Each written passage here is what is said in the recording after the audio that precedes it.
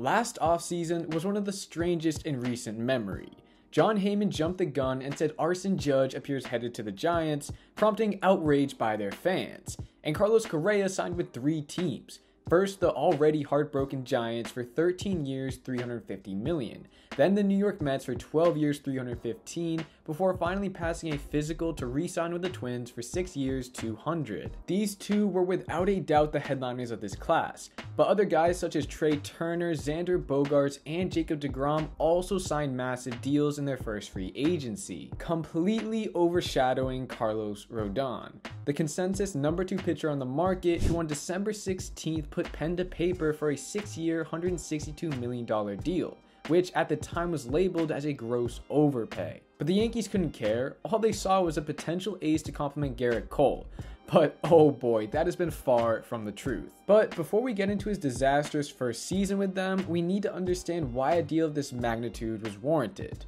Carlos Rodon initially came up with the Chicago White Sox in 2015 and was effective right out of the gate, posting a .375 ERA in his first 139 1/3 innings pitched. Then in 2016, his ERA did rise a smidge, but nonetheless, it wasn't a bad first 2 years showing from the man who was the club's #1 ranked prospect heading to his debut season. However, this is where things started to go south. From 2017 to 2020, Rodon was placed on the injured list for numerous injuries, with the biggest of course being Tommy John. In total, all of these injuries cost him 368 days, and was the reason he only started 41 games over this 4-season stretch. It was at this time doubt started to creep in, with people talking about his unfortunate decline. But in 2021, despite yet another IL stint, he managed to start 24 games, the most since 2016, and pitched to the tune of a .237 ERA in 132 2/3 innings pitched. It was exactly the season he needed to not only prove to the MLB of his elite ceiling,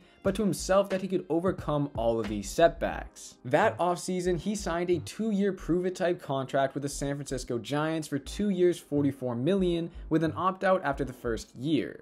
With them, he went on to have his first fully healthy season since his rookie year and topped 30 starts for the first time in his career. Oh yeah, his .288 ERA and 12 strikeouts per 9 weren't too bad either. Because of this, it was pretty obvious he would not pick up his player option and pursue a longer deal with a higher AAV. And that's where we are now. Rodon was everything the Yankees wanted at the time. As mentioned, a star to go alongside Cole, someone to solidify their rotation and help them conquer the ever-competitive American League East once again. And in early March, he was already making every major news source's headline, but for all the wrong reasons. It was at this time news broke he was dealing with a brachioradialis strain in his throwing arm, an injury that causes pain which worsens when you use your forearm muscles.